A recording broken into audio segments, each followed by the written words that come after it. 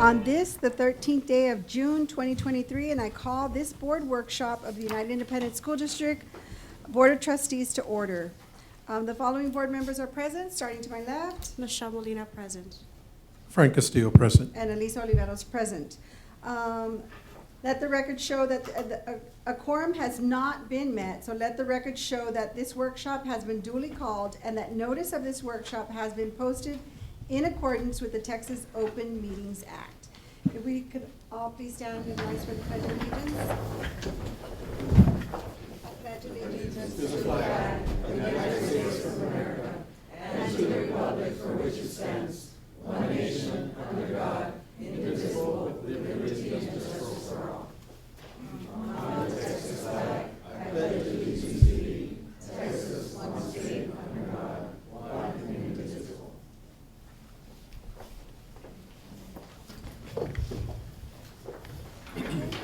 Moving on to agenda item 3, public comment. Mr. Gonzalez, do we have Yes, any? ma'am, we do have.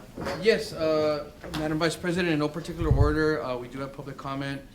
First up is Mr. Luis de la Garza, and he is speaking about employee raises and comment on safety protocols. Welcome. Good evening, ladies and gentlemen. Mr. Gonzalez, for the record, my name is Luis de la Garza, TSDA full-time release president. I'm here this evening to ask the UISD board to, of course, increase teacher supported paraprofessional as well as police salaries by 7%. I know we're not really talking about that this evening, but I just want to make sure that you know that we are looking at that. We understand the budget as well. As well as you all know, we see inflation rising. We want to make sure that we can start taking a look at that. And I know that we're all pending the state legislative session and what's going to happen in a special session as well. So we are aware of that. So we want to make sure that you guys know that we're also looking at that as well. One of the things that is also important, I wanted to commend the district for the safety measures that were implemented by the school district administrative team, which are good ways to increase safety awareness throughout the district. It's very important. We have a long way to go, but looking at that plan and what you guys are working on is really essential. It'll help us. Hopefully our sister district will also continue to take the lead. I know some people came down from, I believe, Cotulla to talk about how they can implement that. So we are getting there. We're leading in both districts. So that's very important. Last thing I wanted to mention, I will quote Thomas Jefferson, who stated, "Eternal vigilance is the price of liberty." So let's maintain, trying to get our schools to be as secure as they are, and of course, maintain our sense of direction with that. Please excuse my departure. I also have another meeting I have to attend. I have my own personal worries. meeting, No worries. but I didn't realize I have to be here as well. So thank you so much. Thank you very much. Thank you. Next up, we have Dianelle Martinez, and she's speaking on school safety administrative team recommendations for school year 2023-2024. Hi, good evening. So, good afternoon. I'm gonna read here through my phone. I'm here, my name's Danielle Martinez. I'm here to be the voice for my children. I'm a mother of 3 students who attend UISD, and I myself am a former student and high school graduate of UISD. I'm here to speak about the safety agenda. I understand that safety is of utmost importance given that school shootings are more and more common. But we UISD parents would like to know the reason why graduating seniors will not be able to walk the halls of the schools that once saw them grow and helped them reach such milestone. I believe that canceling students being able to walk takes away from their excitement and sense of pride of finally graduating. As you all know, we live in a community in which most are first-generation graduates. I myself was one of them. Most, if not all, have worked very hard to reach such milestone. My son, for example, has ADHD, has to work extra hard and put double the effort to get good grades and pass the STAR test, etc. Ever since he saw students walk the halls, he has been waiting to do the same. This year, he completed his 5th grade of school and said, "Mom, I can't wait to come back and show my teachers I graduated." Not only will removing such event affect our seniors, but it will also affect our little ones. It takes away from their sense of encouragement and their sense of, hey, I want to do that too. On another note, I know, again, security is very important, but limiting events to only 4 guests is just mind-boggling. What about those who are a family of 6 or the grandparents who have helped raise our students? This year, my son was torn with having to choose his grandmother and his stepfather to go see him receive awards. The district is always preaching that it takes a village to raise a child. Well, aren't grandparents part of the village? And I know my kids have a really strong village. If this is a safety concern, why not invest and allocate more funding to our security and law enforcement departments? It is ridiculous that elementary students only get 1 security guard and 1 police officer to help protect over 200 students. As a mother, again, I'm concerned, and I'm tired of the district and board members making decisions without our consent when we, parents and voters, taxpayers, are the reason why you all are here today. We would like some answers. Thank you. Thank you. Thank you. Okay, moving on to agenda item 4, informational items. Agenda item 4A. Do we have? Go ahead. Okay. Memorandum of Understanding between United ISD and Laredo College. Ms. Morales. Good evening, Mr. Castillo, Ms. Oliveros, Ms. Molina. For the record, Rebecca Morales, Assistant Superintendent for Administration and Policies. We're very excited this evening to bring to you an MOU, a Memorandum of Understanding between Laredo College and our school district. It is a fairly new program, and I'm going to call up Dr. Ramirez, Dr. Tijerina, and Dr. Longoria, who will be presenting this information to you all. It's a brand new bachelor's program that they're offering, and we will be partnering with them for the internship opportunities. Okay, wonderful. Welcome. Thank you all very much, and thank you all for your service to our UISD and to our community. I know that it takes a lot of time to be on the school board, and it's really a very unselfish thing that you all do, and we really appreciate your service and your commitment to our students. And so thank you all for this opportunity. We have, as you all know, now Laredo College offers 2 bachelor's degrees. One is in nursing, and the second is our bachelor's of applied science in organizational leadership. And the requirements to enter the program are extremely simple. You must have completed the core curriculum or have an associate's degree. And it is open to anyone at the price of a community college education. And so that is really critical to our community. And it's critical to our students. As part of the program, we have developed, it's an online program, but we have, and if you'll go to the next slide, we have assembled an incredible team of faculty members led by Dr. Marisa Guerrero, who has really put her heart and soul into developing the curriculum with her team. And it is an ongoing curriculum. I mean, as we develop the leadership strategies for different areas of work, we have also adapted the curriculum to provide our students with those incredible opportunities. But at the same time, we also are training our organizational leadership students to prepare for what's the future, for sustainability, for what is the global market going to look like. But we're also preparing them for the job market where they're going to be working. And in many cases, many of these students will be working in your offices here at UISD. And so part of the development of the program is to give our students in the program an internship opportunity. This is real work experience in the field of their choice. And so we, for example, may have an individual who wants to work in HR or is working in HR and would like to try and do internships in HR in other capacities, in other fields. And maybe they're doing HR at the hospital and they want to do HR at the school district. And so how do we give them those face-to-face opportunities in front of possible employers after they graduate, or maybe even during their time of work? And so what we're trying to do is through this, and you all will be our first organization to sign on to provide these leaderships if the MOU gets signed, and that's what we're hoping for, that we can provide our students with the opportunity to look at the future and to look at what are the job opportunities with a bachelor's degree in organizational leadership. our organizations today look very different than they did 2 years ago. And they're going to continue to evolve and change.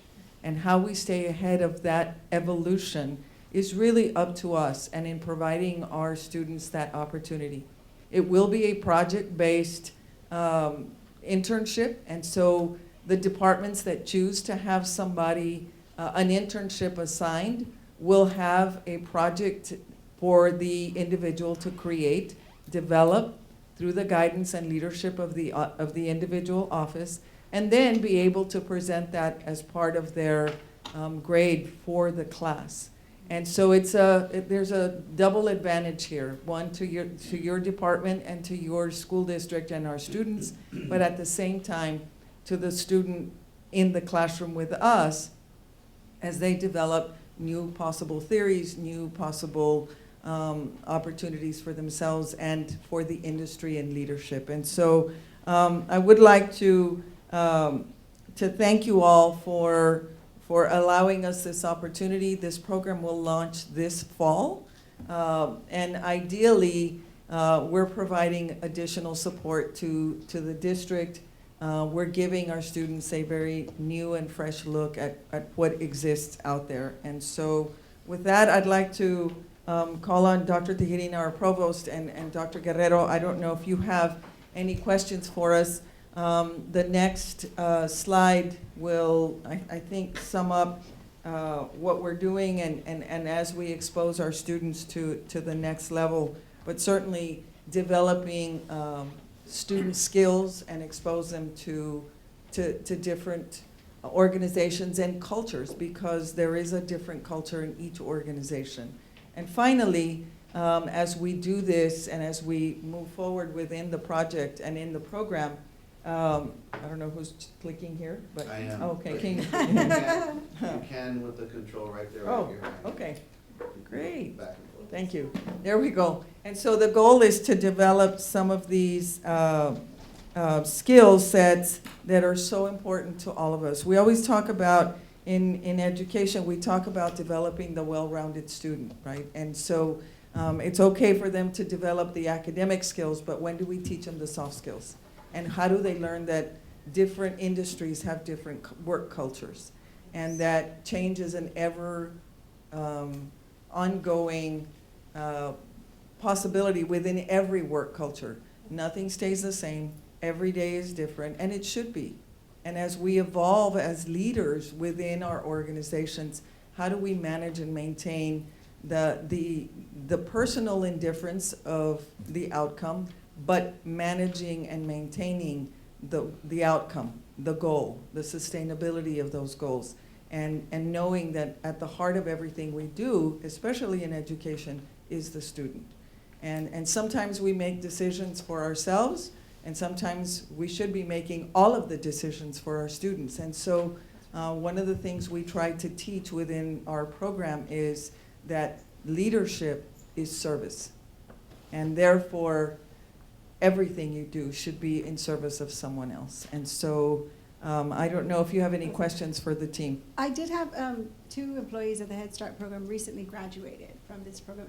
Are all the courses offered online? Yes. Okay. They are, except that there are individual lectures of guest lectures that they bring to the group, and so those are the times when students do have to attend. And Dr. Guerrero, you probably ought to answer that better than me, but I know that I've been asked to be a guest lecturer, and the students have to show up, and so. Yeah. I did have a question regarding the project. What kind of projects do you think the students will be involved in, and what can they do to help perhaps our educators and our management teams? Sure. Dr. Marisa Guerrero, for the record, the program director, lead faculty.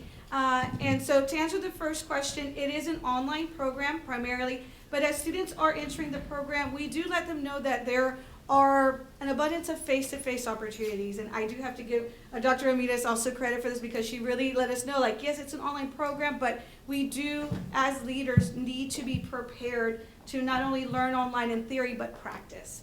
And so through guest lectures, that's one, but we also have, for example, networking mixers. It's like a controlled environment where they practice their skills, and a variety of other face-to-face engagements. Now, in the case that a student is out of state or some other things, we make arrangements with them, but there are face-to-face elements, but predominantly the coursework is delivered online. Just real briefly, as Okay, of yes. 6:17, the meeting's called to order with a Yes, quorum. we do have Mr. Aguilar present officially for the record. For the record, sorry, we Mr. have a Aguilar quorum, for so the we record. have to announce that we have a quorum. Sure.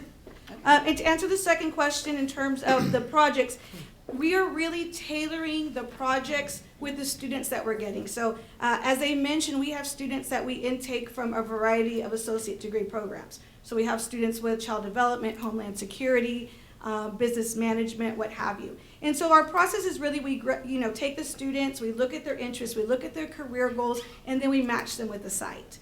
For example, we actually have quite a few UISD employees. Some of our current students are actually like in federal programs and different things like that. So we'll tailor the students with the internship site and work together as a team to tell the employer, well, what project, what are some needs that you have in your organization right now? Where can we help fill that gap? And so you're getting a win because we're helping you with that project, and our students get the win because they get to really plan, organize, lead, and kind of go through the process. So it's very individualized. Is it like one term, a semester, one project per semester? So it's one project through the course of the 10-month program. All right. So they'll identify their project in the beginning of the 10 months, and by the time they get to capstone, we want them to be at completion. Okay, thank you. Thank you. Yes. I appreciate that it's online, because I know we have a lot of competition now, a lot of, we're promoting for our staff to move on to bachelor's degree, master's degree, but they're all looking for online programs. So we're seeing that they're not staying local, they're going to universities that offer online programs, which is why I asked the question. And if I may, in closing, I do want to say that an individual can actually capture and complete a bachelor's degree in organizational leadership in 10 months. I think Dr. Guerrero said it best. And so within that 10 months, at the price of a community college education, you have a bachelor's degree. Incredible. And so it's very compressed, it's very intense, but you're done. And in 10 months, you're out, you have no debt, and you're off to bigger and brighter opportunities in a professional career. So thank you all for the opportunity. We want to thank your team for agreeing to bring forth the MOU for us, and certainly Dr. Gonzalez and Mr. Gonzalez and his friendship, and to Laredo College and all of you, because together we can make Laredo a better place to live and learn. So Yes, ma'am. thank you all very much. Thank you very much. Thank you. Okay, moving on to agenda item 4B, employee voluntary group insurance benefits. Who do we- If I can address the board real quick. Yes. This should be, item should be presented by Ms. Ofelia Dominguez, but she's under the weather right now. Okay. So one of her assistants, A.B., is going to take over. Yeah, for the record, thank you, Mr. Flores. For the record, my name is Abraham Hernandez. I am the benefits specialist for UASD. Okay. Yeah, like Mr. Flores mentioned, Mrs. Dominguez couldn't be here today, so I'm filling out for her. So we just have, having said that, we just have a couple of informational items. The first one is going to be the employee voluntary group insurance benefits. Like all the benefits that are showing on this document are being renewed this year, and there are no changes in coverage and no changes in rates. So they are listed there, so you can be at your own time, at your own leisure. And the second item, Mr. Flores will touch bases on that. Yes. Okay, so we want to move on to agenda item C? Sorry. Self-funded health insurance to include spouse coverage, okay. Administration, the Division of Finance, through risk management, is moving into the time of the year where we start talking about health insurance, what benefits we're going to provide to the employees of the district. We wanted to bring this item because it's going in line with the items that we're going to present. We have one more during action item to present to y'all. And then next month, we'll bring the health insurance. This item in particular, we wanted to remind you that a few years ago, we looked at our health insurance plans and did an analysis on each plan because our claims were, I wouldn't say going through the roof, but they were escalating at an exponential rate. So after that analysis, it zeroed in on employee spouse. And so we did an audit on all the dependents within the district to make sure that they were truly dependents and that we weren't in violation of any requirements, laws, regulations about providing health insurance to dependents that did not meet the definition of dependent. At that time, the numbers showed that there would be a significant savings to the health insurance plan if we were to ask the employees that had spouses on the plan to, if we could go through a law that exists that says, hey, if you're working for an employer that provides health insurance, you should go get health insurance from them. We're a couple of years into it, and we've done an analysis again, and we realized that those savings aren't material. They're not really coming forth and showing that that was a good move strategically for us. We hate taking a benefit away from our employees. Some of our employees are just married with no kids or anything, and they would love to provide the health insurance benefit to their employee. We're not done looking into this item, but I felt it was the right time to bring it to you, because I don't want to come to you next month with health insurance and throw too many things about the health insurance as far as the plan, the cost, how much will the district contribute, how much is the employee gonna contribute. So this is only informational, and it's just to kind of warm you guys up to, we're in health insurance season. And again, it's just an action, it's just an informational item, there's no action. We're not sure what direction we're going to move in, but because of that analysis, because of what we've done, I thought it was an important line item to bring you guys up to speed with. We may rethink that and bring that back and offer that benefit back to those employees. We've had some calls from various employees of different, teachers to departments that have a spouse that were like, it would really help us out to get back into the health insurance plan with our spouse. So it was one of the talking points. I just wanted to bring it up now so we can have discussions over when we do the health insurance plan, but no actions. No action, okay, all right. Thank you. Thank you. All right, then moving on to agenda item 4D, budget 2023-2024 update. Ms. Benavides. Good evening, members of the board. Ida Benavides for the record. Sam's gonna bring up my presentation. Yes. This is hot off the press. I mean, every day we're checking to see what's going on. Where is it? This is the latest. But it's not there. Uh-oh. There it is. I had it saved at the bottom and then, I'm gonna hit I it. promise to be brief, and I guess, go ahead. You can use the clicker. I can- Okay, so, I mean, here we are, the end of the session, it ended May 29th. We were tracking through Mo Casey and other organizations of almost 1,500 bills that had been filed. As of May 29th, only 105 of those had been passed, and 27 have been signed into law. The session ended on May 29th, and at 9 o'clock that evening, Governor Abbott called for special session number 1 with 2 items, which was tax relief and border security.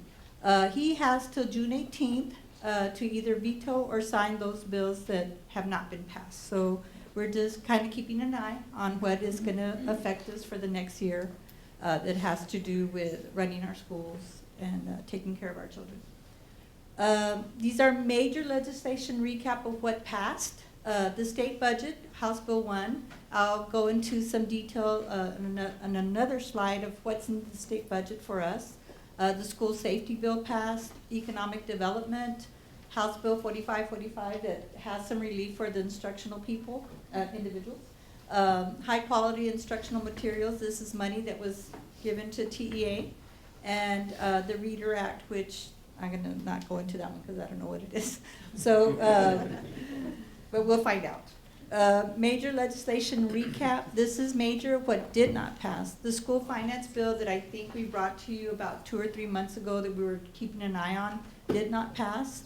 This would have given us more money per student. The vouchers, you saw the struggle between the Senate, the House, and the state leaders on vouchers. That did not pass. Teacher compensation did not pass. Property tax relief did not pass. And virtual education did not pass. However, recently something did get passed by, approved by the governor on virtual education. We just got an update on that. Okay. Yesterday, right, sir? The 29 that you read on the prior, right there, or 27 bills, how many of those are finance related? Well, it's pretty much, I would say it's these that did pass, that affect us. I mean, there's probably some others on truancy more instruction accountability bills, but these were the ones that we felt were. But there's no clear-cut one bill or two that deal with finance. No, it was this one, the school finance, House Bill 100, that did not pass. The state budget, House Bill 1, does have money for the state, including school So districts. that did pass. That is, the bill did pass for the budget. They passed their budget. So this is what's in the budget, in that House Bill 1. Current law tax compression, this is where we have to do a calculation, and we'll show you later on an amount that we're gonna think we're gonna have to bring the tax rate down based on this current law tax compression. Current law increase in golden penny yield. We do get some funds based on this increase in that yield. TRS Active Care, UISD does not participate on TRS Active Care. They're helping those districts that do by putting almost 600 million in there. Curriculum, this did pass, but what we understand from it, it is money that went straight to TEA to create curriculum. The other state budget items, they did put some instructional materials money into our funding. This is actually, they're bringing us a little closer to what they cut a couple of years ago. School safety did pass. Strong Foundation grant did pass, and then increase in new instructional facility allotment. This is one that we could take advantage next year when we start opening Ramirez Middle and Clark Elementary. This is money to kind of help you buy furniture, books, etc. And then they did put some money in for cybersecurity, so that one should be interesting. This is not necessarily money coming straight to us, but it's services for cybersecurity. So that's, in a nutshell, is what got passed. Again, what didn't pass, the additional property tax compression, which has been, they almost put about $13 million into, actually $13 billion into, they have that money set aside, but they haven't come to terms on how to give the property tax relief. That's why they had special session number 1. School funding increases, they have put $4 billion into the budget. They haven't decided how they want to give that to schools. We're hoping it comes through our basic allotment. Vouchers, they set aside $500 million for vouchers. They haven't decided, again, how to divvy that money. We've heard about $8,000 per tuition. And then virtual education, again, this is one that failed, but I think the governor came back and passed something more recently. And then here, House Bill 1, this is from the special session that got called on May 29th at 9 p.m. This is 2 versions of the property tax compression. The House right away went in and voted for a 16.2 cent tax rate compression. Of course, this would have to be approved by our voters on November 7th. So on this, what they're telling us, you adopt your tax rate under current law, and then wait to see if our voters vote for tax relief, which we think might pass, right? So that's the way we would handle this. Of course, this hasn't passed either. The Senate version only provides 10 cents of that uniform tax rate compression. No voter approval is needed. But the Senate version also wants to include a homestead increase from the current $40,000 that we get for from the state as far as an exemption. They want to increase it to $100,000. So that one is contingent on some voter approval. Again, the House, they did their work and they left. The Senate is going to reconvene Thursday at 10 a.m. So we'll see what, they decide to go with the House, but this is kind of tricky here. So they're telling us to just adopt our rate, especially there's some districts who are right now passing their budgets for next year because they're a July fiscal year. We still have some time because we adopt our budget in August. So that's the direction they're kind of telling us. Again, these we feel are special session topics that need to be probably settled, hopefully in the next couple of months. Property tax relief if it doesn't get settled. School funding. You saw that they still have some money in the budget for school funding and teacher pay. School choice, those are the vouchers, and virtual education. So we expect the governor to call a couple of sessions. We have heard that some sessions may be called in September. So we will be planning to show you a budget that's based on current law.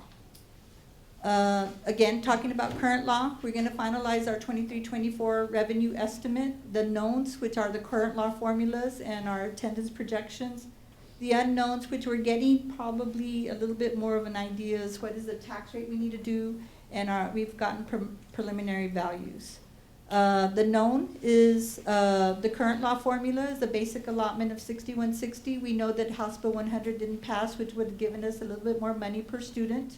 There was also a requirement that 50% of that gain would be given to teacher salaries, which was a change from the current law of 30%. The golden penny yield, I showed you that's in current law, so we will be doing our calculation based on that. Current law formulas for maximum compressed rate, they don't allow us to grow our tax revenue by more than 2.5%. Since our tax values right now are growing by about 15%, this would mean that we would probably bring you a proposed tax rate by about almost 13 cents, just based on our values growing as much as they are and that ceiling that they give us that we can't grow over a certain amount. So that's a calculation that Sam and his staff have done, that we think the tax rate decrease right now without that additional property tax relief would be about 13 cents. And then again, this is special session 1. This is over and above those 13 cents. If any of these pass, the tax rate could go down even a little bit more, depending on which of these would pass. Of course, just a kind of quote from Mo Casey, that if this passes, it doesn't mean additional revenue for school districts. All they do is they say, okay, you're collecting less taxes, but we'll give you some state revenue. So it's really like a neutral issue with our revenue. You have less taxes and then you have more state revenue. So it's not more revenue. Current law formulas, right now what we're seeing is to create additional revenue for the district. A change in local homestead exemption of 5% could generate about $3 million. And again, this would be something that we would have every year, which could be used for any purpose such as teacher and staff compensation, new positions, etc. This would be part of our general fund. Then just to kind of tell y'all, this is what we need to do in the next 2 months. We need to bring you a prepared budget by August 20th. We need to adopt that budget by August 31st. We have 3 funds that we need to adopt. General operating, debt service, and food service. And of course, then we need to adopt a tax rate depending on where they finalize the tax relief. And then just a calendar, just to keep in mind, right now, the finance area is getting the budgets from all the departments and campuses and putting them into our system. We plan to spend the next 2 months maybe having another budget workshop. As we know more about teacher pay or school funding, we could call a workshop through Mr. Gonzalez and bring you all in to kind of explain those matters more. And then we'll get our certified tax roll July 25th. The plans are to do a notice of public meeting on August 6th and August 16th. That's your regular board meeting where we would hold our public hearing, adopt the budget hopefully that night, and also maybe a tax rate adoption. The tax rate adoption can come later, but at least adopt our budget that night. Again, we would like to adopt it that night so that we could get statements out and, but we'll see what happens. And of course, the new budget would be in effect on September 1st. So this is just laying out what's going to happen the next couple of months. And that's the end of my presentation for now. Thank you. Thank you. Thank you. Thank you. All right. Moving on to agenda item E, school safety administrative team recommendations for school year 23-24. Madam President, members of the board, Mr. Gonzalez, members of the audience, Mike Gatsa for the record. We met with a committee of principals to come up with some recommendations for the 2023-2024 school year. After we came up with these particular recommendations, we presented it to our safety committee that has individuals from our community, law enforcement, parents, and then we presented it to all of our principals at our administrative meeting. And pretty much everybody was in agreement with all the recommendations that we have set forward. We did provide a list of the information at your desk. The majority of the items being requested or discussed are a visitor policy type system, right? So what we're talking about is making sure that we have the right type of system in place for anybody wanting to visit our campuses. And again, this all stems for the new thought into safety and security for all our campuses. So the first item is our visitor management system, and talking about how our district employees, if they are going for personal business within our schools, they are to identify as visitors, and they're going to be checked like every other person that goes and visits our campus. That was unanimously approved and agreed on. The clearback policy, this talks about what our current policy is for all district events, our football games, our basketball games. So anybody coming and visiting our campus will also adhere to the clearback policy. So it's just following in line with all the other extracurricular policy that we already have in place. This will now be district-wide as a visitor going onto the campus. No gift bags or balloon bouquets for any type of event. We want to avoid having any of those items and distractions. Number of visitors. So again, the committee recommended to have a limit during the school day. This is only applicable during school operations, where there's students that are in class. We would limit it up to 4. So apparently some campuses have already had that policy in place. This would make it official district-wide. Now the number is up to 4, and the reason we did it that way is there are some facilities, because of their age, due to the fire marshal's requirement, you can only have certain number of individuals there. So you may have to limit that due to their requirement, 2 people, 1 person, 3 people, just depends on a case-by-case basis for our campus. But we are recommending that it'll be up to 4 individuals during the school day. There is no number after school hours. When there is no students, you can invite as many people as you want. It's not gonna be an issue for us. We'll have protocols to be able to check individuals that come in. But as long as there's no school in session, there is no limit and there's no cap at 4. Okay, so, I'm sorry, we just had somebody here with public comment who obviously does not like these recommendations. Sure. What would be an event where, like kinder graduation, where there's students on campus, or what would be an event where someone who just came and spoke under public comment would be upset that only 4 people from her family could attend? Any event that occurs during the school day while Yeah, school is in session. would be like what, like Grandparents' Day? Awards Day, Awards Grandparents' Day. Yeah. Yes. Yeah, and you said some schools already have this policy of limiting? Yes, some campuses are already enforcing a 4-person limit. They issue tickets, or they issue some kind of a voucher to be able to come in. Okay.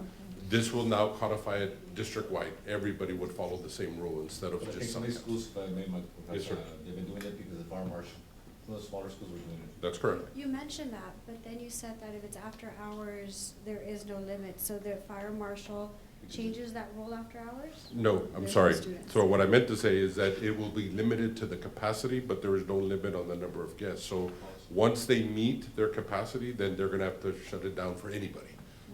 But an individual or a student can have 4, 5, 6 individuals go on their behalf. Basketball games. Yes. The next items are the metal detectors. We are looking at a new device that's actually a detector of weapons. Instead of a traditional metal detector that beeps on every single item that you have in your possession that's metal. We're gonna be looking at making those purchases, specifically at the secondaries.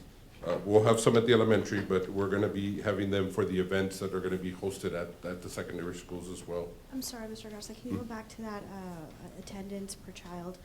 Can we leave that up to discretion of the school? If there is a child that has maybe more than 4, but there's a child that only has 2, can we leave it up to the school's, the principal's discretion instead of enforcing something at this level? Well, one of the issues that the principals brought up is if we don't have a uniformed policy, then some campuses will be, following the rule and some will not.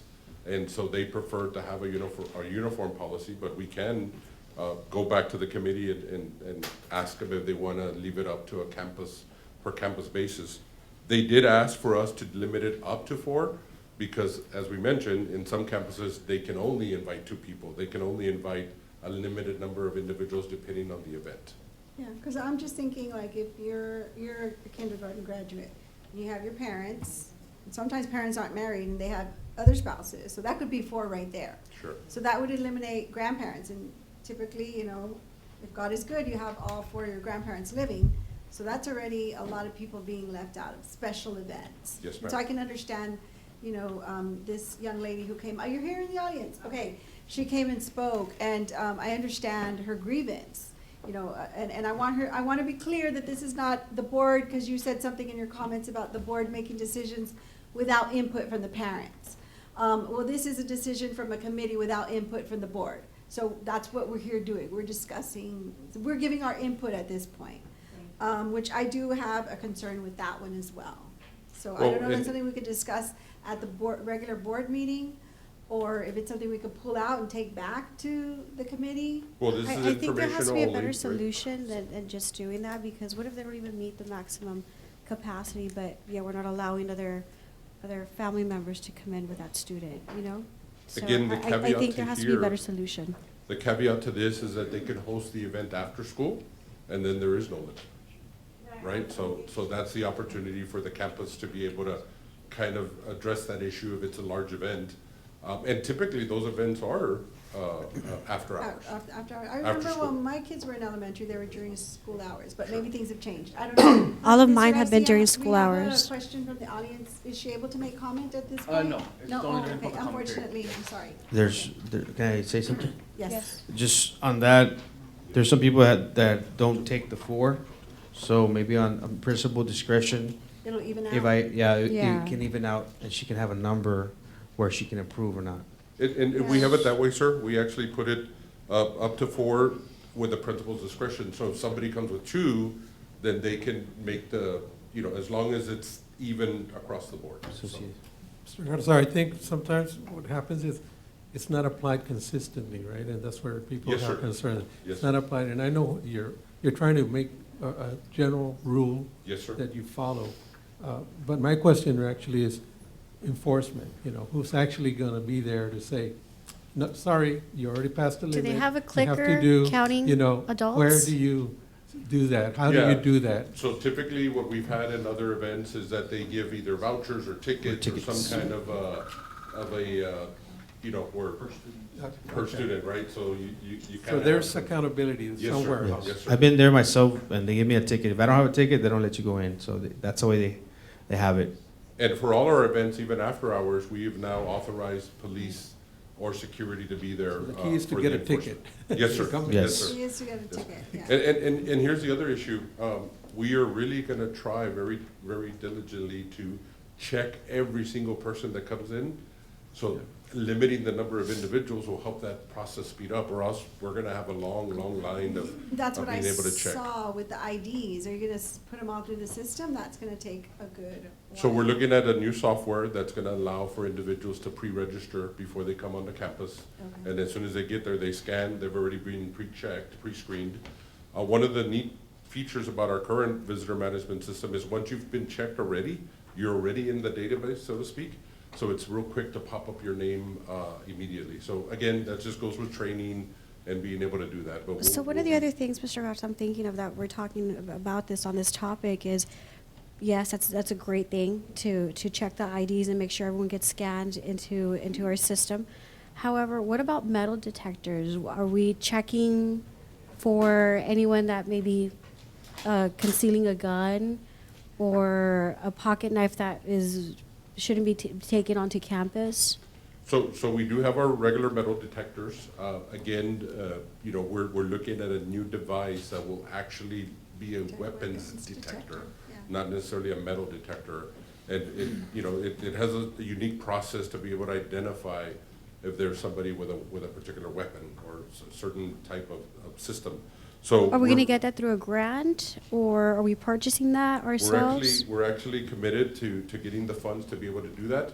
And then hopefully some future grants, part of what the state is considering, will help fund for those items. So a lot of our grants, even though we end up applying for them in the future, they're reimbursable up to a point that we make these purchases. So Is that going to be for the next coming school year? yes, ma'am. We're Okay. committed to that. As a matter of fact, next week is our Safety and Security Summit that we have in San Antonio.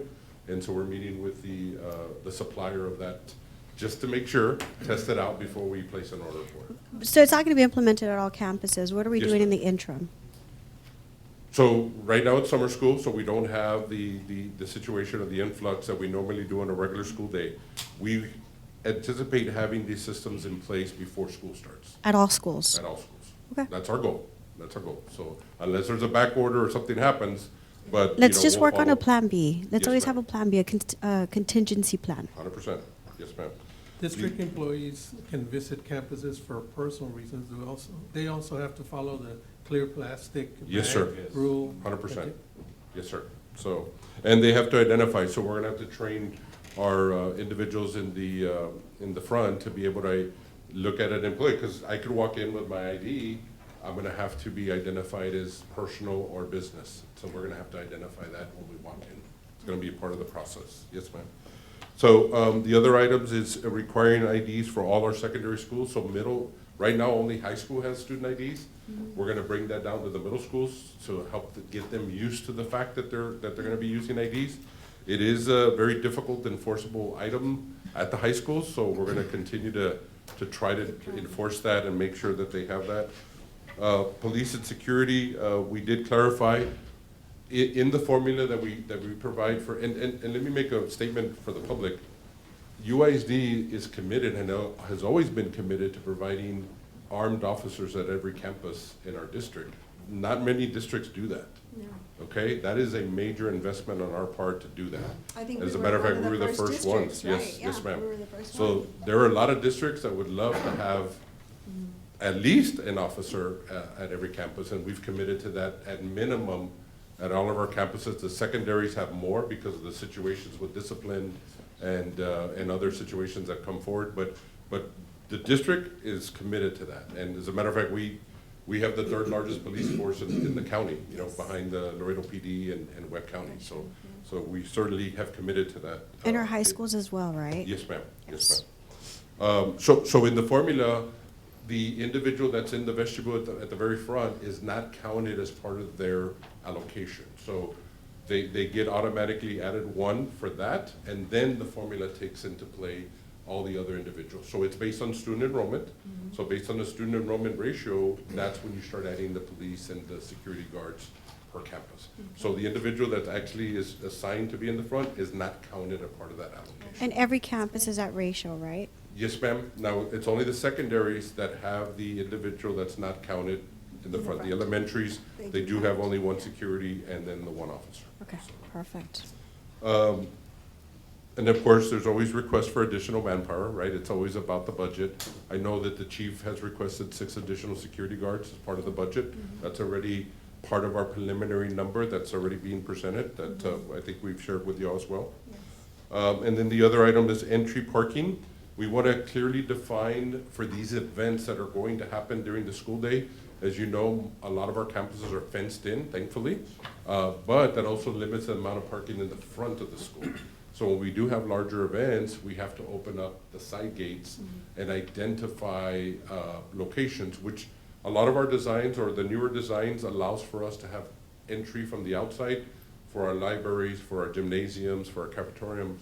So we want to be able to identify that up front and to be able to put these metal, these weapon detectors in those locations, and the visitor management software that needs to be portable for that as well. So we're going to be identifying that campus by campus. Great. Again, we talked about student IDs, clear backpacks. At this point, the committee decided not to request clear backpacks. It's just something that the district would have to look at making that expenditure initially for all the students. But we also felt that, or at least the committee felt that they're not as sturdy as regular backpacks. I don't know if you've ever seen a clear backpack, but they tear very easily. So Is there any funds out there to apply for these the clear backpacks? I think there is, isn't there? The quality's not good on them. yeah, They're yeah. not So good. that was kind of the feeling of the committee. We do have plans about doing some random checks. We're looking at incorporating some other employees to be able to assist our safety and security, our police officers. So we do have a pretty good plan going into the school year. No, on the how we're gonna plastic do will that. just tear with the weight of the Yes, ma'am. books. It won't Yes, be ma'am. sustainable. I think, Yes, please. We're going to have a back to school parent conference that we're planning in August. And one of the items that we will be giving out to our parents that attend this conference, it's a health and safety conference, is going to be a clear backpack with supplies. So we're kind of wanting to test that out to see if it's an investment, you know, that we should That would be make. worth it, yeah. So we're just, so you know, we're buying about 1,000 of them to pass out. Okay. Good. Just to see if it works. So- I just want to mention, I think, like you said, the district is 100% in safety, because that's, as a parent, that's what you want, make sure your kids are safe, and they come into the district, right? So not lose that, you know, reputation, but also the culture with the teachers, the staff, we have to make sure we have a good culture, that everybody's part of the safety, and train them, right? And I think that's where you're heading with this, Yes, sir. which is good, and I think the culture is very important, because it's not only the officers, but everybody that works for the district, even parents, to educate them that there is, you know, a safety need, so. Sure. And one of the things that I'm very proud of is the committee was made up of principals, but we also had law enforcement there as well, our law enforcement. So there was a real good collaborative effort about, yes, you could do this, no, you can't do this is not gonna work. So there was real practical discussion about the do's and don'ts of what we're recommending. And also everybody the felt principals, right? The principals are like the main Yes, sir. command, they work with, they oversee the police department in a Yes, way sir. of decisions, right? Yes, sir. So the other item that's very big, it's gonna be a big change for our school district, is we're going to implement a locked door policy at all of our classrooms. That's a big deal for us. We have been very fortunate to have different layers of safety and security. We have fencing in our schools. A lot of districts do not even have that. We have a locked door, external locked door policy. And then now we're gonna implement an internal locked door policy. So it's gonna be a triple layer of protection. And there's been studies out there that there has been minimized fatalities when there's locked doors. I mean, it doesn't mean that it's absolute, Right. but you have minimized the potential for any type of fatality. So we're gonna implement that. What is that gonna mean for us? It's a big deal, because now it will be our official policy and our stance. So when we get audited by the state, They have to if be one locked. door is unlocked, Mhm. we will get, you know, there'll Well, be you a fine. have it built in where if it shuts, it automatically locks. And Yes, then for ma'am. the inside, you know, the push bar, you could just push it open from the inside. Yes, ma'am. out, But yeah. these are the internal.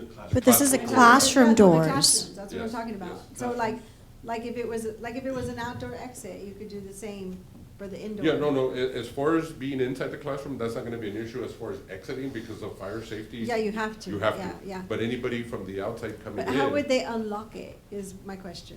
Well, each teacher would have their key, and so they, you know, they have it now, right?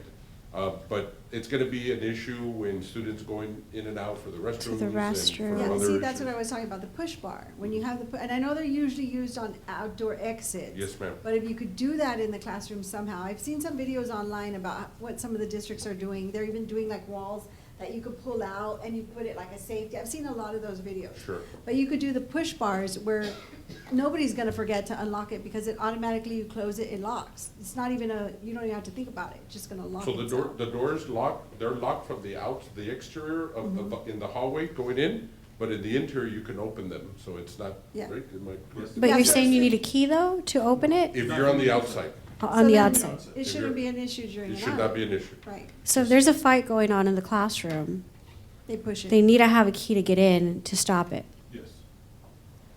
And all administrators and all security would have a key. They already have a key. Yes. Yeah. That would have to be the process.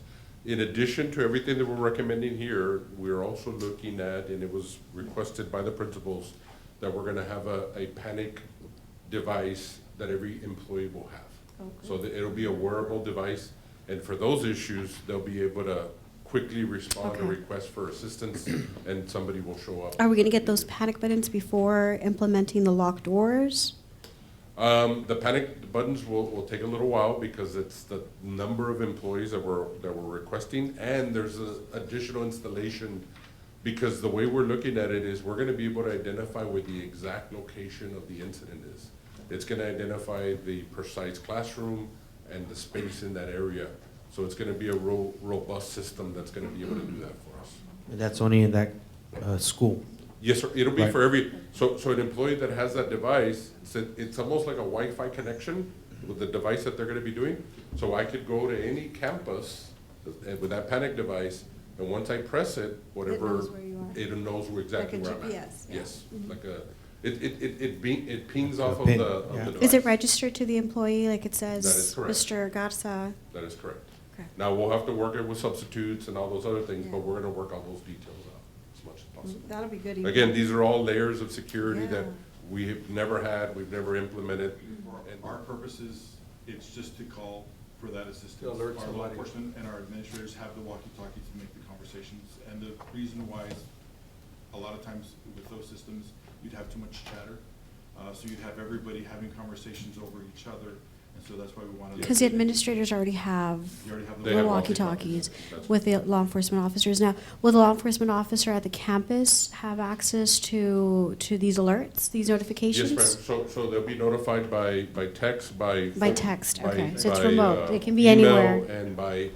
And in the case of a lockdown, everybody will be notified in the building, and it'll be on every screen, it'll be on everything.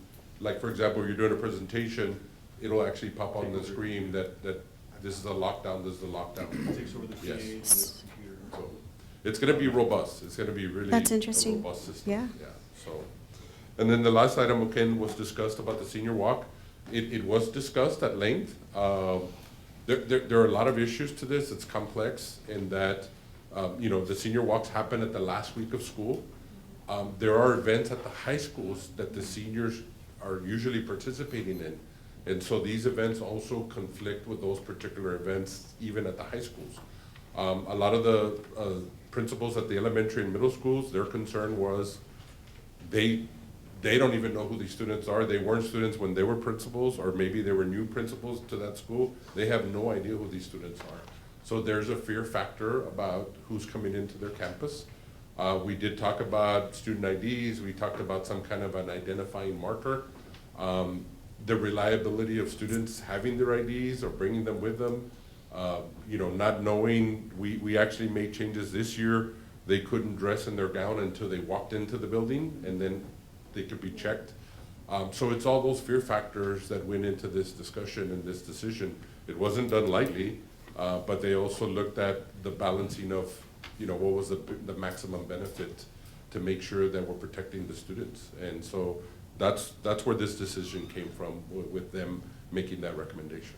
If I can interject, so this speaks of the principals that were there, and I know you look at the findings at the bottom, 13 in favor, 2 opposed. When it comes to our principals, and speaking of the principals, they are representing every employee at their campus.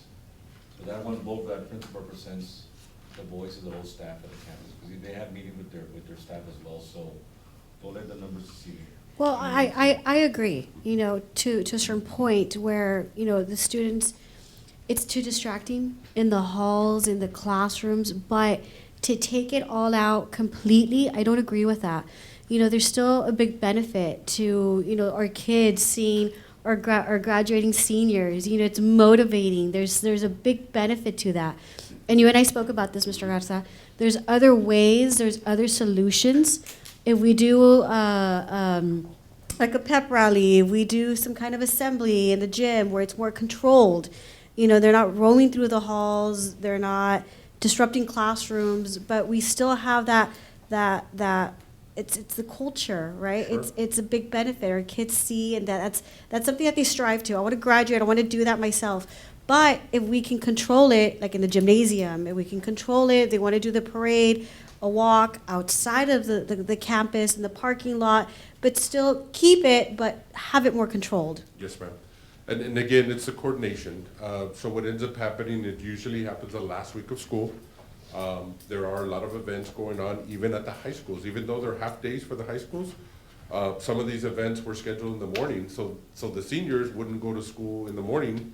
It was creating a lot of conflict, but we can certainly limit it to saying only after hours, only at this time, at this location, at a gymnasium. We can certainly look at that, and we can go back with the committee and discuss it. You can even announce them during a pep rally or something, like it's just, there's other ways to do it. There's better solutions than just canceling it. I mean, again, this came from the principals, right? So they Yeah, felt it was, so this isn't something that happened when my children were No. graduating. no.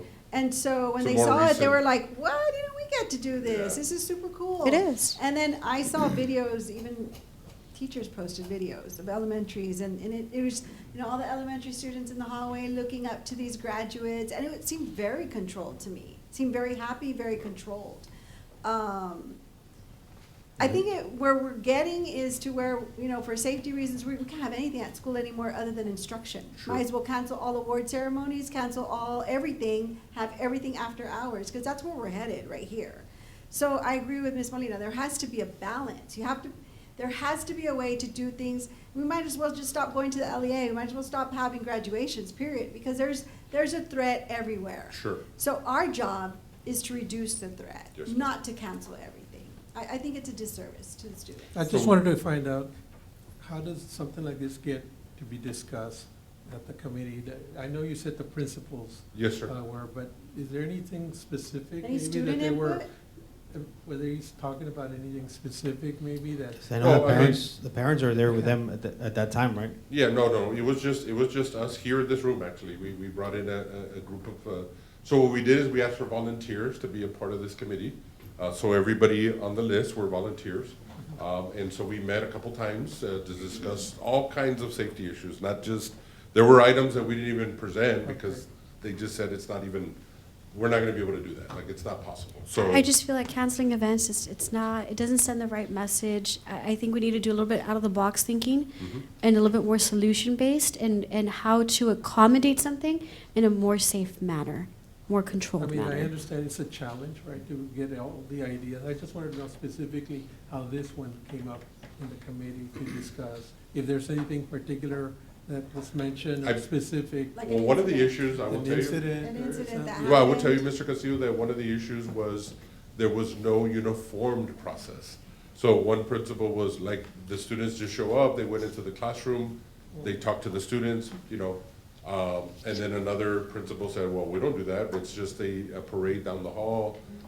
So there was no uniform Yeah. process. I think that's where the So- issue is, that they need to just do a walkthrough or something, but, I mean, I don't know, I feel, we had one public comment today, Mhm. because you have some very involved parents who actually look online and look at the packet. Sure. Right. Once this gets out, you're not gonna have one parent here. You're gonna have students, you're gonna have a countless Yes. number of people coming in protesting against this. 'Cause it's like taking away a piece of graduation, it kinda goes with it now. So the process was, we had the committee, we presented to the principals, we were presenting to you all first, and then we were gonna obviously present it to the public, right? Like, hey, these are the new standards, this is the new process. So we'll go back and look at this particular item and visit with the committee again to see if we can come up with a uniform standard on how we want to do this. Perfect. And we'll And present the it to key you all. word is balance. right? Yes, sir. We try to keep it balanced. And I think the concern from our administrators was, I'm now at my campus and I'm in charge of my students. And so these students are coming back and I've got to protect mine. Safety. These are Yeah. mine. It's a safety. And so that was their concern. Yeah. And also we had, from other events that were happening that happened during the day, we also had parents saying, well, there's not enough safety when I'm going into the campus. And part of that is trying to have that culture of we want to be welcoming, right? But at the same time, we need our students to be safe. And so, and it happens, it just so happens that our elementary schools are our softest targets. And that's what we've learned, right? Yep. And so that's where our heightened level of security and concern, I think, has come in, and it's, rightfully so, from the teachers and from the administrators. They're worried about their elementary kids. And so we're trying to protect them, but as, like, we do understand that it is a balance, and it is a difficult, and that was part of the conversation, is, we need to have a balance, because we had one side saying, I need my kids safe, and the other one saying, I'm here to teach. And, So- there was a debate, should it be just elementary or middle school or both? So that was the other debate Yeah, that was and I going back and agree. forth. I thought it was only elementary. So recently apparently found out they it's middle want to do it school at the now, middle too. school. So Yeah. that's something that we would also probably recommend, like, one or the, One or like the you pick other. one. Yeah, pick one. You Yeah, pick one, I and do agree that with way we that. can try to manage it that way. But also, I just want to share, Ms. Morales would receive phone calls from parents. I don't know if you want to share with them. Yeah, so we also got the opposite concerns. Parents of elementary school children were calling our office during that week, We got a lot of calls. letting us know that we were, exposing our students or their children to, potential dangers by bringing in all these extra visitors to their campus. So we see both sides. Now, going back to the middle school side, I mean, I've only been gone as a campus principal 4 years ago. We didn't used to do No. graduation walks at that time. I know that's something that just happened recently. I think it's been maybe 2 years. So I think that's definitely something that we This can is bring the back third to the year, I committee. think. Yeah. And like I said, I understand both sides. Both but sides. But if you control it and you don't have them in the classrooms, you don't have them running around the halls, you have it controlled in a gymnasium, cafeteria, do some kind of recognition outside for a parade, whatever it may be, but it's controlled where there isn't that issue, hey, there's someone in or the classroom, did they get permission? Let's figure out. We even mentioned, if they want to visit one of the campuses, let's make it this day, this time, and you're done with it. Even if they have to submit forms ahead of time, so you can do the process checking, through the system. It's our kids, they're internal. We should be able to facilitate that a lot faster. Just to add on that, like in my area, I know we have like Rio Bravo and Cenizo. The teachers on the timing, right? They do different timings. Maybe work with the schools around to do timings where we have a extra sergeant that's there around the area, extra law enforcement in that school. Yes, sir. And you guys can dictate their time that they're doing it, Yes, not sir. them, or at the same time, all schools, right? Yeah. So you And can that have was more. another- Schools, all elementaries. That was and all- another yeah. issue that we Which is- needed to juggle, was making sure that it was after the high school day so that we can allocate resources from the high schools to those locations. So if we can just limit it to elementary only, now we can have more resources just focused on those particular campuses Events at to that be time. able to have staff there, in case, you just never know. Look, at the end of the day, we have to be vigilant at all times. It does not Yeah. matter. Exactly. So we just need to make sure that we Yeah. have those resources. And it's our own students, our own high school students, and sometimes when they do walk the halls of the elementary, some of their teachers are still there. Yes, Their ma'am. principal might be there. So I think the elementary student and the high school student are both our students. Sure. And teachers say they're here to teach. It is a teaching moment. Yes, You're ma'am. teaching these young elementary students that if they work hard and they keep at it, they're gonna be walking through the halls of their school one day. So Yes, it's a teaching moment. Yeah. I don't know if a teacher would say, I'm only here to teach. That is a teaching moment. Sure. It's a life experience. It's the ultimate goal. Yeah, and it becomes a win-win. You have it controlled. We can even announce the graduating seniors coming in. The kids get to see that. It's more prestigious. You bring more control to it. Let me ask you another question. So whenever we do have an influx, whether it's award ceremonies, anything happening at the campuses, there's an influx of parents, of people at that campus. How many more officers or security officers do you send to that campus? So typically, we request that the principal, if they anticipate a large crowd, and they're used to it, they know typically how they will contact the chief. Is it a They'll- protocol, like they have to, or is it up to principal discretion? So right now, the order is that any event will have at least a individual there. So a police officer, a security guard will be there. Typically, it's a police officer that will be there. So they'll stay typically through the day and stay in the afternoon, right? So if it's an event that's gonna have several individuals, then it's up to the principal to go ahead and request additional services, or even the police officer. If the principal communicates with their police officer, which is usually what happens, then the officer himself will him or her would contact their sergeant, hey, we need additional resources or help here. And I don't think we've ever denied anybody any resources if they need them, provided that they're not simultaneous events going on across the district, right? So that's. Well, I mean, at end of year, you have a lot of events happening. And I will tell you, on Thursday, Friday, Saturday nights, football games, our resources are really stretched. I mean, we service all the events here locally, and so. Do we a have lot our of our K-9, officers- now that you mentioned that, do we have our K-9 that goes to the games? That I couldn't answer. I don't believe we have to the games. Yeah. So I can have Chief probably get us an email on that and we can let you know. That might be kind of threatening to parents. But maybe though. before the game, Yeah. just search the area. Just- You yeah. have a lot of people. Again, we're on the topic. I have to ask the question. And just to clarify, the dogs cannot search people. Yeah. They cannot Just search the area. people. They're just areas. You know, But we vehicles. are checking them at the entrance. The Oh, dog that's right. can be there. We can still do our due diligence. I'm not sure if they can check people like they're mentioning. Yeah, it's kind of. No, but the bags, right? I mean, we want to be If we give welcoming. them a bag, you know, they could search a bag, but, so for law enforcement, they would need probable cause to do that search. Yeah. So it's not. I'm not in favor of that. So. Maybe just the we're area. Looking at the weapons detections devices to be at those Yeah. facilities Yeah. as well. So that's an added layer for weapons coming into the campus. Yes, so That'll we're gonna also have that include the and- football games at the SAC. Yeah, we're Okay. buying those Okay. specifically for the SAC, for the Okay. auditorium, for the natatorium, and for the baseball stadium. They're gonna have their own units for If that. we could move on, I've Yes, got a ma'am. tight schedule. Thank you so much. Okay, so moving on to agenda item F, presentation of 23-24 technology use guidelines, bus riders handbook and student handbook. Ms. Perez? Well over this, at least a foot. Good evening. Annette Bettis, Director for Discipline Management and Student Relations. We have 3 handbooks that we incorporate into our Student Code of Conduct. And just to let you know, most of these changes that I'm going to review very briefly were submitted by different department coordinators and directors. We did have a committee that reviewed these as well in April, and DEIC. One of the most significant changes on the bus rider handbook, if a student jumps out of the bus using the emergency door exit in a non-emergency moment, then they will be suspended from using the bus for 3 months. If they use the emergency exit door in a non-emergency situation, that will be an automatic prohibition. And all of this information is on different pages, but you know, for the sake of time, I just want to highlight some of the most significant You're ones, gonna want me to travel to try to follow you or just? whatever they'd like. It's a lot. We're on page 2 right now. Service animals are prohibited from the school bus. We do have district protocols that will be followed when a parent requests that a service animal be provided to their child.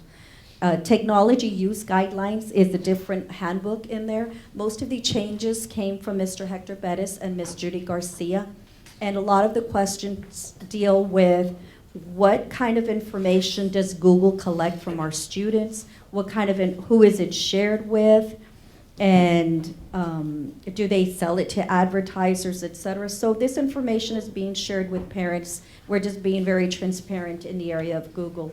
And one of the main things is that if a parent refuses to allow their child to use our network, then a lot of our instructional materials online, that is not going to be provided to them in that format. There will be a different format that's provided to them. The last section is the student handbook. And I'm skipping over a lot of this information for the sake of time, but if you have any other questions, I'd love to answer them. Student handbook, we do have a new volunteer tracker app that we're going to be using so that hopefully more volunteers can come in and assist us at our schools. Requesting transfers for your child, we are officially putting parents on notice that it begins the first week of April and it ends the last week of June. That information is now in the student handbook. Student transfer information, once a transfer for one child is approved, that doesn't automatically extend to a sibling. We also included information on service animals and that it must be trained to do the work that a child needs to overcome or to work along with a student's disability. We also have information on grandparent care. If you are a grandparent and you submit an affidavit to our school district, then you must be listed as an emergency contact person on our Tyler Student Information System. And that is done so that if we do have an early release day or we have an emergency and we must release children to their parent or a grandparent, we want them listed. The official attendance taking time for elementary has changed from 8:45 to 9:50 a.m. If a child is on our premises at 9:50 a.m., we will be submitting that and collecting our ADA as well as the child will be present. Parents will now be allowed to submit an absence or excuse for an absence through Parent Square. And promotion retention, it talks about accelerated learning committees. If a child fails a STAR or end of course exam, they will need to get some supplemental instruction. And health-related matters, Narcan, we do have a standing order from our medical resource officer, our physician, that we can use Narcan should we need to prevent any type of overdose, an opiate overdose, or a possible opiate overdose. And that's in a, real quick. Narcan with the training, right, given to them? That is correct. We do have our student health services staff that is trained on using Narcan for a possible overdose. And these are for informational purposes only. Do you have any questions on these 3 handbooks? Thank you. Ms. Not at Tejeda. this time. You're welcome. I'll be back on the Student Code of Conduct. All right, just for the record, at 7:14, Ms. Olivero stepped out, so we have no quorum. But just fine, because there's no action taken tonight. Next item on the agenda is letter G, busing of students north of Shiloh. Yes, members of the board, Mr. Gonzalez, members of the audience, we bring this item before you as informational. Due to our driver shortage and several other issues, this is an area I wanted to show all the different middle schools that are impacted by similar intersections. In the Washington Middle School area, we have Rancho Viejo Road, Atlanta Road, Big Bend, Baskin Boulevard, Trotman Middle, International. United Middle is Delmar, Clark Middle, Hillside, Calton. United South Middle, Los Presidentes, Los Obispos, Sierra Vista, Ejido, and Lamar, Bruni, Celito, Lindo, and Ejido. So all these schools have similar roadways that are impacted, and we do not provide any type of transportation for these individuals. So what we're recommending at this time, or we're gonna be pursuing, is all these students that are within the 2-mile radius. That is our standard protocol, operating protocol, because it is not a reimbursable item for us for transportation. Anything beyond 2 miles, we are able to get reimbursed for. Anything inside of 2 miles, if we decide to transport, we get 0 reimbursement from the state. So these are all the individuals that are impacted. From a geocoding standpoint, we have about 419 eligible riders. However, only 150, then? We have about 150 actually ride. And so that is 5 buses that we're having to allocate for this area. And one of the issues in the past was there was some sidewalk work that needed to be conducted on International. That has since been done many, many years ago. And so all of them are eligible, what we call walkers. And so at this point, because of our driver shortage, because we don't get reimbursed, because of all the factors, and we need to reallocate those drivers to other routes. We currently have in this sector, we have about 20 vacancies for drivers. And so we're really wanting to start this for the new coming school year. I don't know if you'll have any So they questions. will not be bused? No, sir. No, sir. We'll start notifying parents, letting them know that they're no longer eligible. But I just wanted to kind of give you a heads up before you get the phone calls. And it's a 2-mile radius? Yes, sir. Anything inside of 2 miles, which is everything inside the loop. All these individuals here, if you can see the Bob Bullock Loop that extends on the north. Who's gonna keep track of the calls? I'm sure you'll get them, and I'm sure we'll get them, sir. But we'll be sending a letter just to let them know. All right? Thank you. Any questions? No.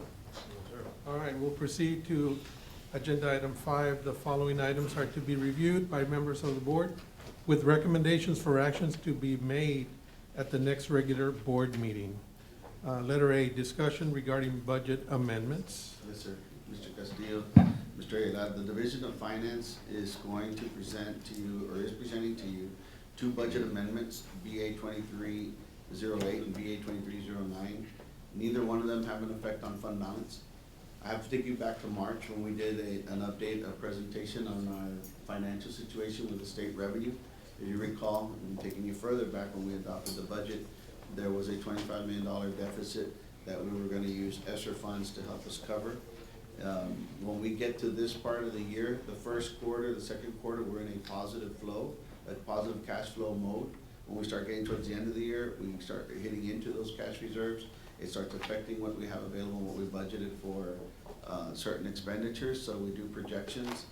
Obviously, with a $25 million deficit, it's gonna hit us sooner than later. So I wanna recognize with your all's approval, $5.9 million of state revenue, which is coming in from those 19+100 students that we received during the year and allocated mainly to payroll through these various functions. TA requires us to have balanced positive functions only at the function level, not line item by line item. So it's 5.9 million. We will recognize the revenue and we will put them in various function level payroll expenditures. Again, no effect on fund balance. BA 2309, also no effect on fund balance. In 2022, we issued financing for certain items that we are allowed to finance for in the general fund. Interest rates have gone up tremendously.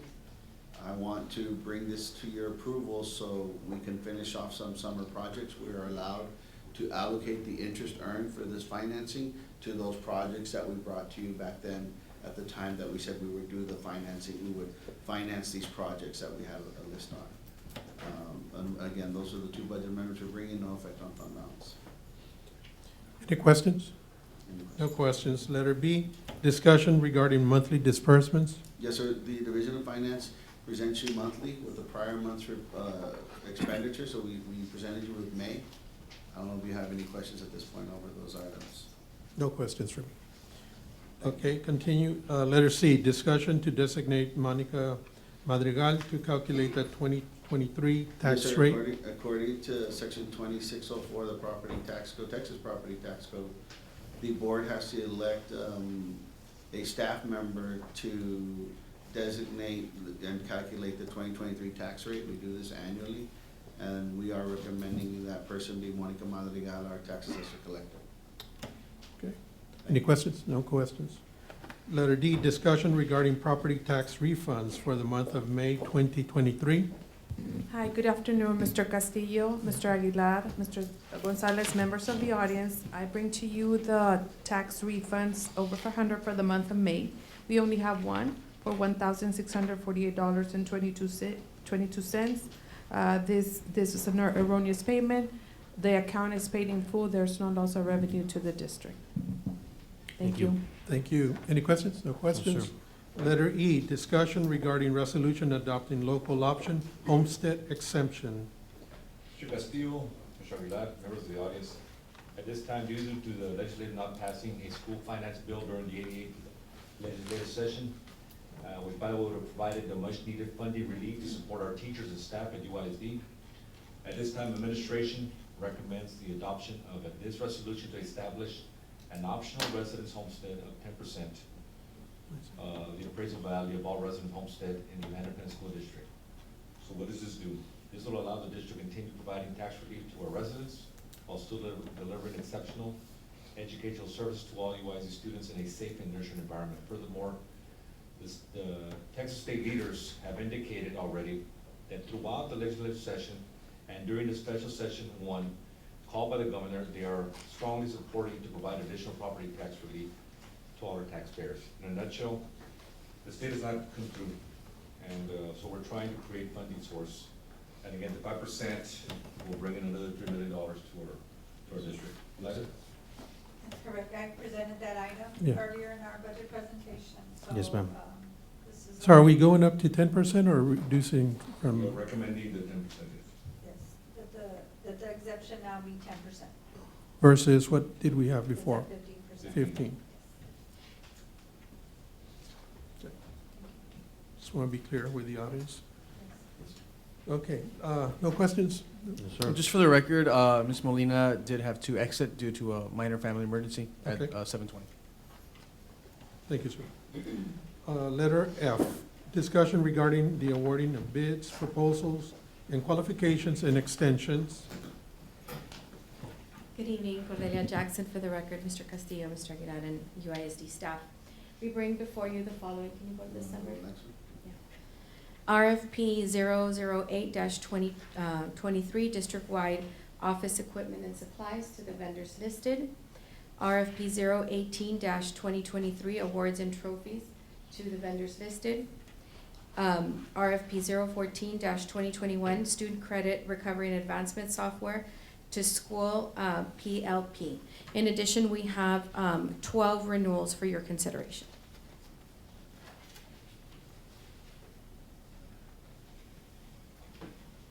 Are there any questions? I had a question. So in item, let's say the first one, for example, the district-wide office equipment and supplies, you show approximately what, how many vendors are eligible? Is that what it is? And Yes, so how do these are all the vendors that the campuses can contact to buy their office supplies from. And And that- so what we provide them is a tabulation that includes what discount each of the respective vendors will offer from their published catalog.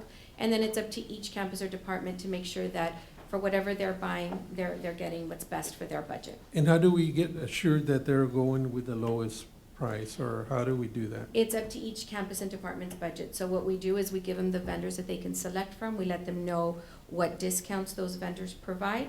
And then it's up to the campus or department, depending on what item they're gonna buy. Because there's so many items in an office supply bid that you can't bid out every single scenario.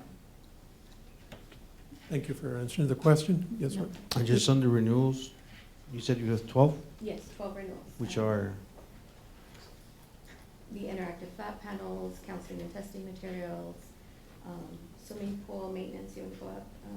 just in the beginning, the nursing first page. supplies, HVAC, band instrument repairs, keep going.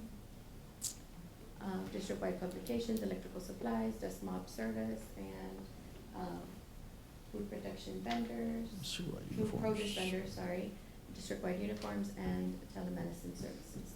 On the uniforms, once the applications are turned in, stuff like that, the board approves the amount that's, So these are for our employee Just for the uniforms. vendors. And so we kind of gave you an estimate per vendor based on our current Yes. employees.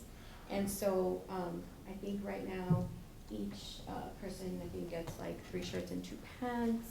So it really depends on the different departments. Some departments get a jacket once every 5 years. So you'll see that, you know, if you look at the tabulation, you see the individual costs. And those are just estimate based on what we project that they're gonna purchase. okay, district employees. Mhm. Thank you, ma'am. Any other questions? No, no, sir. Just you and me. Yes, thank you. Okay, letter G, discussion of adoption of self-health insurance resolution. Letter G. Yes, sir, Mr. Castillo, Mr. Aguilar. This is an annual resolution that we bring to you since the district is self-funded with health insurance. You have to have this resolution to show that the board is committed to funding the health insurance program and to make sure that if there are any deficits within the health insurance fund, that we will use the upcoming budget to cover any of these deficits with the general operating funds. Any questions? Questions? Letter H, discussion and consideration of low attendance waivers, remote conferencing for May 24th, 2023. Good evening. It is recommended that the Board of Trustees approve the low attendance waivers for several campuses for May 24, 2023 due to safety issues. On the 1-year anniversary of the Uvalde tragedy, many parents in our community may have decided not to send their children to school. Many news stories had been in the media leading up to the 1-year anniversary, which we feel may have caused some safety concerns among our parents and students. There were 4 secondary schools that were identified with this attendance waiver that we could submit to TEA. We have copies of news stories and different media reports to submit with this document to TEA, hopefully to waive the attendance for those days for those campuses. There's an attachment of the schools that we're going to be submitting for, and they are all secondary schools. Any questions? No questions? Letter I, discussion and consideration of low attendance waivers, remote conferencing, 5th and 6 weeks. Yes, the staff was able to check every single campus every day of the 5th, 6 weeks, and 6 weeks, which qualified for the 5% or more of low attendance. There is a list there of the schools that we found had low attendance due to health reasons. We looked at the medical absences for these schools and feel we have the substantial documentation to submit this waiver to TEA to get credit for these days. Thank you. Thank you. No questions. Letter J, discussion regarding possible revisions to 2023-2024 academic calendar. Mr. Castillo, Mr. Aguilar, no, this is not deja vu. We're talking about the calendar again. So if you all remember, we brought this change to you all back in April. We had been notified that WBCA had changed, now it may ring a bell, that they had changed the dates of their youth and their grand parades. So, of course, we took action. You all approved the calendar in April. And then come May, we find out that they reverted back to the original dates. Without consulting with us, by the way. Without, Consulting yes. with us. Without consulting with us, we did make contact with them, of course. At this point, they had already changed their dates and they weren't willing to change back. And of course, at the end of the day, we want to do what's best for our students and we want our students to participate. It is a very big deal in our community.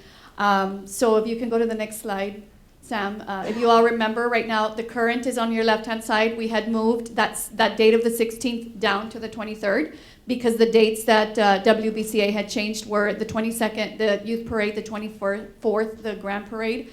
And of course, they moved back to the 15th and the 17th. So we are proposing to go back to moving that 23rd back up to the 16th with your, of course, approval at next week's regular board meeting.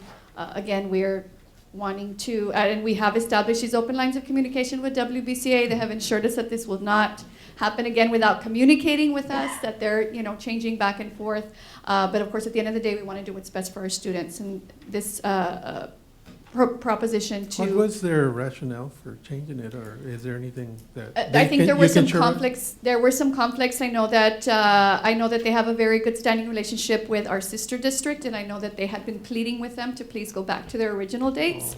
So I'm not sure if that's the reason that they went. That's just, what was communicated to me. But we have established those open lines of communication with their current director. They have assured us that it's not changing anymore.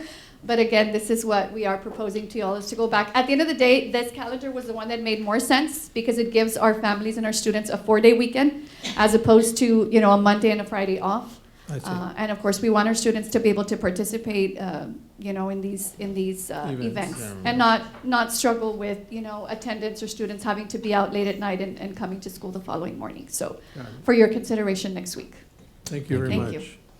All right, letter K, discussion of memorandum of understanding between United Independent School District and U.S. Consulate General in Nuevo Laredo, Mexico.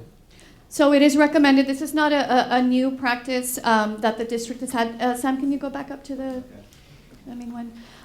We have had these memorandum of understandings between the district and the consulate in Mexico. We do have U.S. citizens that live in Nuevo Laredo working for the U.S. consulate, and we have had these MOUs in the past to allow non-resident students to attend UISD schools. So we bring forth this MOU to allow for a collaborative agreement to provide education for children of U.S. consulate staff currently assigned to the consulate office in Nuevo Laredo on a tuition basis, and they've approved this would take effect for the 23-24 school year. At this point, there is only one high school student that would qualify. Okay. Thank you. Thank you. Moving on to letter L, discussion of 2023 Student Code of Conduct internally. Recommended changes and authorize legal counsel to modify as deemed necessary or as required by law. Good evening once again. We have very few changes in our Student Code of Conduct. One of the changes is moving gambling or games of chance from a minor violation to a serious violation. Another one is, or we have 3 that were moved from serious to a discretionary alternative placement. And that includes having a toy gun or a look-alike gun on campus. Of course, it's a discretionary placement depending on the disruption and the circumstances of the incident. Also, any type of ammunition that's possessed on campus, whether it's the non-armor piercing or possessing unloaded firearm accessories. Those have been moved up. And Those are the four most significant changes. We have all the dress code changes we already brought for your review, and we added the jeggings and leggings definitions in our glossary. And I would like to share with you that we did have a committee made up of parents, students, as well as administrators that reviewed these changes, made additional recommendations. We shared them with administration, and we met on April 12th. We also took it to our District Educational Improvement Council, DEIC, for their review on April 17th. And we would want for you to approve for our legal department, our staff, to make any changes of bills that are coming down to us. And one of them right now indicates that e-cigarettes will be a mandatory placement at the alternative. We currently have it at a discretionary, so we're looking at a possible increase in that. And there might be some others, but hopefully this gets approved next week. Thank you so much and have a good evening. Thank you. Letter M, discussion of United ISD's T-tests and T-PAS appraisal calendar for the 2023-2024 academic school year. Good evening, Mr. Castillo. Discussion of the UISD T-test, T-PAS appraisal calendar. We do this every year. So before you, you have our dates where administrators can evaluate and dates that they can't, our teachers. And then the next slide, we also have the dates and time periods that we evaluate the principals. Okay. Sounds good. Thank you, sir. No, thank you. Letter N, discussion regarding the disposition of mobile learning devices, MLD, for graduating students at United High School, UHS, United South High School, USHS, John B. Alexander High School, AHS, and Lyndon B. Johnson High School, LBJSHS. Good evening, Mr. Castillo. Superintendent Gonzalez and members of the audience. For the record, Mario Gonzalez, Fixed Assets Officer. The item of discussion I bring before you is regarding the disposition of mobile learning devices for graduating students at our 4 high schools. The sale of Chromebooks has already taken place. The reason was we wanted to allow the graduating students to take advantage of buying their Chromebooks. A total of 2,108 Chromebooks were sold among the 4 high schools. Therefore, we bring this item before you for your consideration. Please let me know if you have any questions. Yes, sir. No questions at all. Thank you so much. For the record, sir, we sell them at the price of $20. $20, yes. $20. So they're reasonable for our students. Yes, sir. Thank you very much. Thank you. Okay, adjournment. So I will go ahead and adjourn this meeting. Thank you so much. Thank you on behalf of